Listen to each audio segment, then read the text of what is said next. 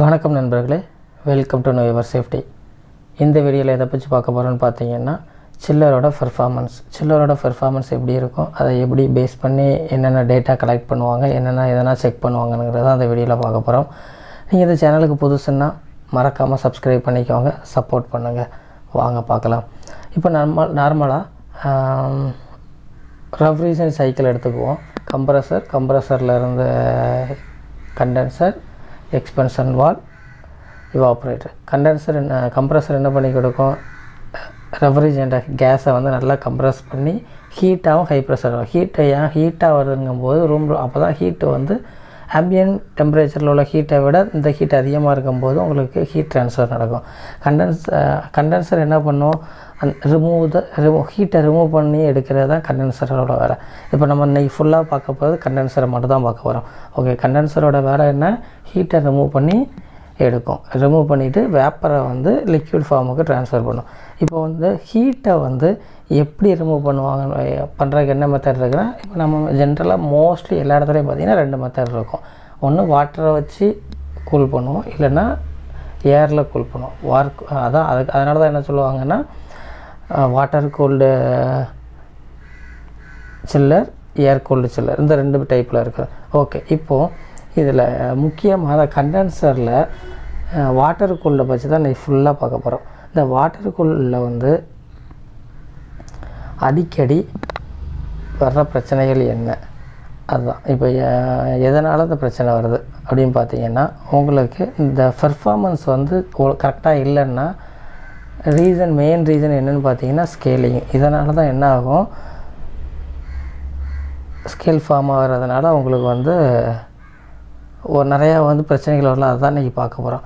அதுக்கு முன்னாடி சின்ன டேட்டாவோட ஸ்டார்ட் பண்ணோம். இப்போ கண்டென்சரோட அப்ரோச் எவ்வளோ இருக்கணும் அப்படின்னு பார்த்தீங்கன்னா, கூலிங் டவர் வாட்டர் கூல்டு சில்லராக இருந்துச்சுன்னா கூலிங் டவர் இருக்கும். இந்த வாட்டர் கூல்டு சில்லர்லேருந்து போகிற அவுட்டோட டெம்பரேச்சரும் ஆம்பியன்ட் டெம்பரேச்சருக்குள்ள வெளியில் உள்ள டெம்பரேச்சரையும் நீங்கள் மைனஸ் பண்ணி பார்த்தா வாட்டர் கூலில் 3 degree celsius to 7 degree celsius வந்து ரேஞ்ச் மெயின்டைன் ஆகணும். அது குட் ரேஞ்ச்.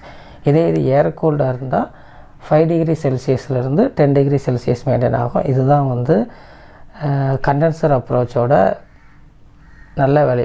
ஒரு சில சில்லர் சைஸை பொறுத்து இது வேரி ஆகலாம். அதே மாதிரி கண்டக்டிவிட்டி வந்து கண்டென்சரில் பார்க்குறதுக்கு மேபி இருக்காது. ஸ்பேஸ் இருந்துச்சுன்னா என்ன இருக்கணும்னா 300 to 1000 மைக்ரோ சீமென்ஸ் இருக்கிறது வந்து கண்டக்டிவிட்டிக்கு நல்ல ரேஞ்சு. பிஹெச் வேல்யூ பார்த்திங்கன்னா 7 to 8.5 இருக்கிறது நல்லது. இதுக்கு மேலே போகிறது எல்லாமே அப்நார்மாலிட்டி தான். ஓகே, இப்போ கண்டென்சரில் ஸ்கேலிங்கை பற்றி பார்க்கலாம். ஸ்கேலிங் வந்து ஆகுது கண்டென்சரில் செலன் டியூப்பில் ஆகிற கண்டென்சரில் இப்போ ஸ்கேல் ஃபார்ம் ஆகிருக்குதுன்னு எப்படி கண்டுபிடிக்கிறது, இப்போ ஸ்கேல் ஃபார்ம் ஆகிடுச்சுன்னா என்னென்ன பிரச்சனைகள் வரும், அதை எப்படி கண்டுபிடிக்கிறது, எப்படி அதை சரி பண்ணுறது அப்படிங்கிறத பார்க்கலாம். ஃபஸ்ட்டு பாயிண்ட் என்னென்னு பார்த்தீங்கன்னா, கண்டென்சரில் எப்படி ஸ்கேல் ஃபார்ம் ஆகிருக்குன்னு நீங்கள் விஷுவல் இன்ஸ்பெக்ஷனில் பார்க்கலாம். கண்டென்சர் செலன் டியூப்பை வந்து ஓப்பன் பண்ணி பார்த்தீங்கன்னா அந்த டியூப்பில் உள்ள காயிலில் ஃபுல்லாக ஒயிட் கலரில் அந்த நம்ம இது இருக்குல்ல சாப்பிஸ் கலரில் ஒயிட்டாவோ லைட்டு ப்ரௌன் அந்த மாதிரி வந்து ஃபுல்லாக உள்ள ஸ்கேலிங் டெபாசிட் ஆகிருக்கும். இதை வச்சு நீங்கள் கண்டுபிடிக்கலாம். நீங்கள் கையை வச்சு பார்த்தீங்கன்னா ஓகே நிறையா வந்து ஸ்கேலிங் இருக்குது அப்படின்னு விஷுவலாக பார்க்குறது மூலமாக கண்டுபிடிக்கிறேன். ரெண்டாவது பார்த்தீங்கன்னா எப்படி கண்டுபிடிக்கலான்னா, பெர்ஃபார்மன்ஸ் மானிட்டரிங் அப்படின்னு என்னென்னு பார்த்தீங்கன்னா, உங்களுக்கு சில்லரோட பெர்ஃபார்மன்ஸ் எஃபிஷியன்சியாக இருக்கும். டெம்பரேச்சர், ப்ரெஷர் எல்லாமே டிஃப்ரெண்ட் ஆகும். கண்டென்சர்லேருந்து வர்ற out temperature difference, pressure, efficiency இதெல்லாம் நீங்கள் செக் பண்ணி பார்த்தீங்கன்னா, அதான் சொன்ன மாதிரி அப்ரோச்சு இதெல்லாம் செக் பண்ணும்போது என்ன ஆகும்னா பெர்ஃபார்மன்ஸ் வந்து புவராக இருக்கும். ஏன்னா ஸ்கேலிங் ஃபார்ம் ஆகிக்கிறதுனால உங்களுக்கு வந்து ஹீட் ட்ரான்ஸ்ஃபர் ப்ராப்பராக இருக்காது. இதனால் நடக்கிற பிரச்சனைகளில் வந்து ஸ்கேலிங்கினால தான் இந்த கண்டென்சர் செலன் டியூப்பில் நடக்கிற ஃபார்ம் ஆகிருக்கிற ஸ்கேலிங் வந்து இதனால தான். அடுத்தது 3வது பார்த்திங்கன்னா, அனலைஸ் பண்ணி கண்டுபிடிக்கலாம். வாட்டர் அனலைசிஸ் பண்ணி வாட்டரை வந்து hardness test, pH value test இதை 2 எடுக்கிறது மூலமாக வாட்டரை வச்சு அனலைஸ் பண்ணலாம். இப்போ வாட்டரில் வந்து ஹார்ட்னஸ் வேல்யூ அதிகமாக இருக்குதுங்க பட்சத்தில் அதில் உள்ள ஹார்னஸில் வந்து எப்படி ஹார்னஸ் செட்டில் ஆகுனா வாட்டரில் உள்ள கால்சியம் மெக்னீசியம் வந்து செல்லன் டியூப்பில் செட்டில் ஆகி ஹீட் ட்ரான்ஸ்ஃபருக்கு ப்ராப்ளம். அதே மாதிரி பிஹெச் வேல்யூ அதிகமாக இருக்கும். இதனால் வந்து உங்களுக்கு ஃபைண்ட் அவுட் பண்ணலாம். ஓகே, ஸ்கேலிங் ஃபார்ம் ஆகிருக்குது, ஹீட் ட்ரான்ஸ்ஃபர் நடக்க மாட்டேங்க.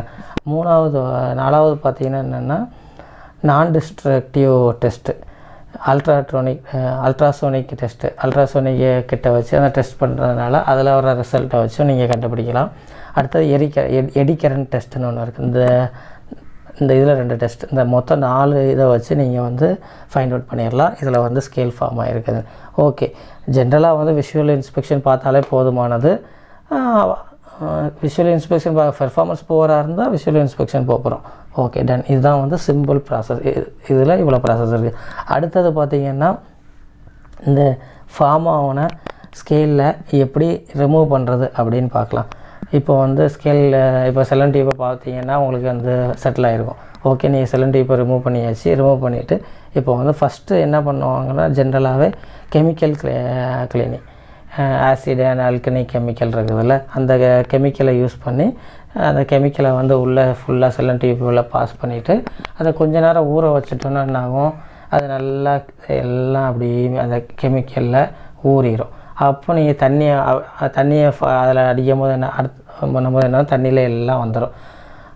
அப்போ வரல, கொஞ்சம் இன்னும் நல்லா நிறையா டெபாசிட் ஆகிருக்குங்கும் போது ரெண்டாவது மெத்தட் பார்த்திங்கன்னா மெக்கானிக்கல் க்ளீனிங் என்ன, அந்த ப்ரெஷ் இருக்குதுல்ல, ப்ரெஷ்ஷை வந்து அந்த மிஷினில் எண்டை மாற்றிட்டு ப்ரெஷ்ஷை உள்ளே விட்டு ஃபுல்லாக ஸ்க்ரப் பண்ணி அதை ப்ரெஷ்ஷை வச்சு ஸ்க்ரப்பிங்கு, அப்புறம் அதை வச்சு க்ளீன் பண்ணுறது. கெமிக்கலை நல்லா ஊற வச்சுட்டு இந்த ப்ரெஷ்ஷும் இந்த ஸ்க்ரப்பரை வச்சு க்ளீன் பண்ணுறதில்ல.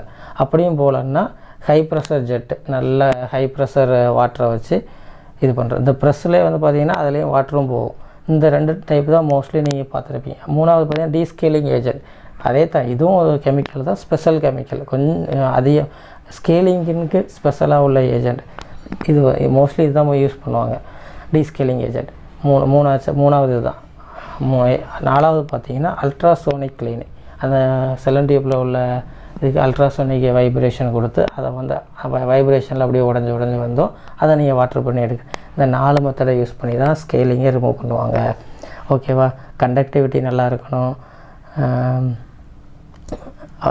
கண்டென்சர் அப்ரோச்சு இதெல்லாம் நல்லா இருந்துச்சுன்னாவே வந்து எஃபிஷியன்சியாக ஓடும். சப்போஸ் வந்து இன்னொன்று ப்ராப்ளம் பார்த்திங்கன்னா ஸ்மால் டெம்பரேச்சர் டிஃப்ரென்ஸ் எல்லா இதுலேயும் பார்த்திங்கன்னா எவாப்ரேட்லேயும் இருக்கும், கண்டென்சர்லேயும் இருக்கும். இந்த ஸ்மால் எவாப்ரேட்டர் டிஃப்ரென்ஸ் வந்து 2க்குள்ளே வந்து மெயின்டைன் ஆகணும் சொல்லுவாங்க. 2 to 5 ஓகே தான், ஆனால் 2 நீங்கள் உங்களுக்கு பார்த்தாலே தெரியும், 2 மெயின்டைன் ஆகும்போது வந்து 2க்குள்ளே இருக்கும்போது நார்மலாக இருக்கும். நார்மல் புது சில்லர் எடுத்திங்கன்னா 0.8 0.9 அவ்வளோதான் இருக்கும். இப்போ 2க்கு மேலே போகும்போது என்ன ஆகுன்னு பார்த்தீங்கன்னா உங்களுக்கு மோட்டரோட ஆம்ஸ் அதிகமாக எடுக்க ஆரம்பிச்சிடும். புரியுதா? உங்களுக்கு பர்ஃபார்மன்ஸில் வந்து உங்களுக்கு வேல்யூ பார்த்திங்கன்னா சில்லர் வந்து 50% ஓடிட்டுருக்கும், ஆனால் லோடு வந்து ஏதோ 100 ஃபுல் % ஓடுற மாதிரி காட்டும். இதுக்கும் வந்து இந்த கண்டென்சரில்